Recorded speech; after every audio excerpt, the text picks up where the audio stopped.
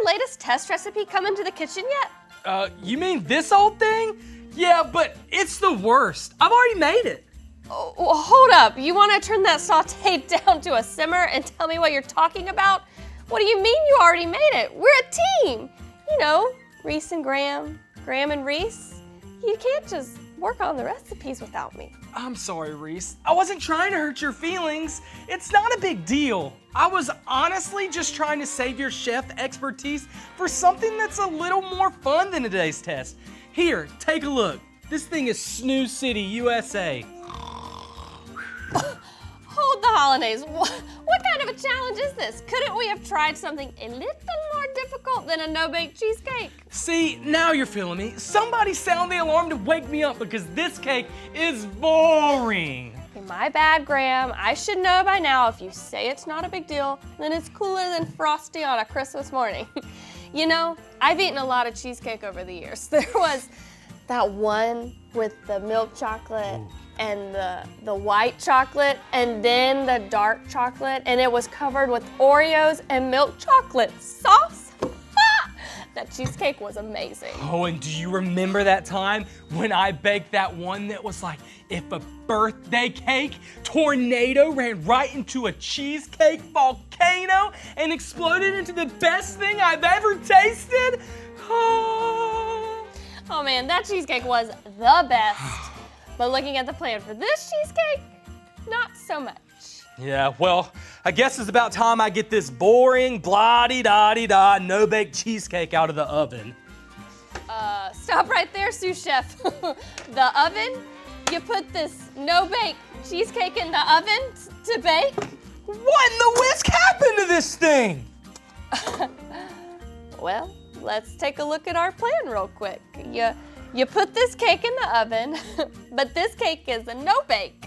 So when you bake a no-bake cake, you get whatever this is. Oh, I was wondering why this thing called for ice cubes. I was thinking this would be so boring that I really didn't have to pay attention to all the details. Yeah, Graham, this cheesecake was supposed to be sitting in the freezer for the last 30 minutes.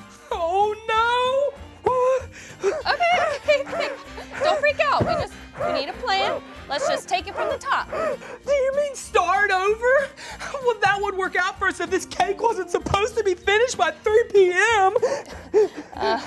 I think we're in a bit of boiling water here because it's 2:15 and this recipe takes a total of 3.5 hours to make from start to finish, and there is no way we are going to have this bad boy ready in the next 45 minutes. Well, what can we do now? If we had a time machine, I could go back a couple of hours and force myself to follow the plan.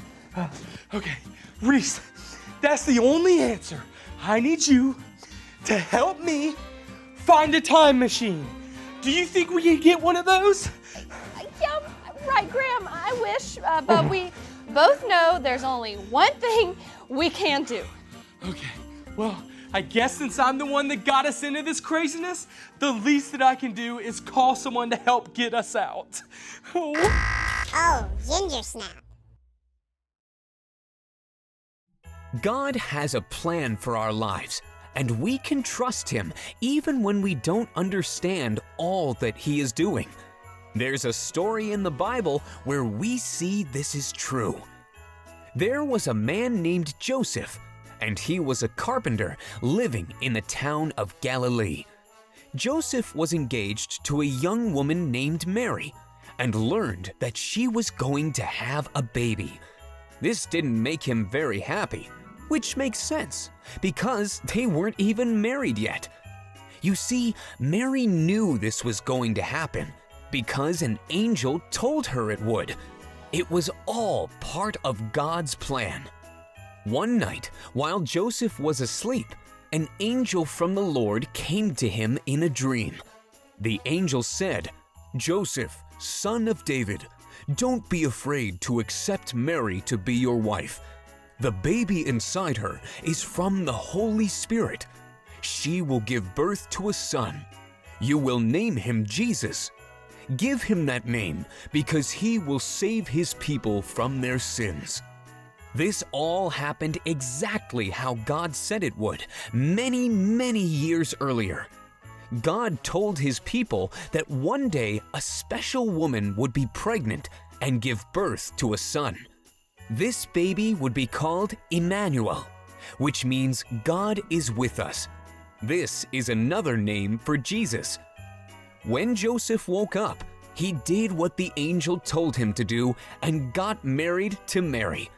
God had a plan for Joseph and Mary, and they trusted his plan.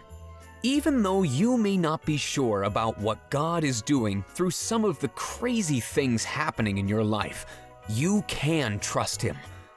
God did have a plan for Joseph and Mary, and God has a plan for your life too.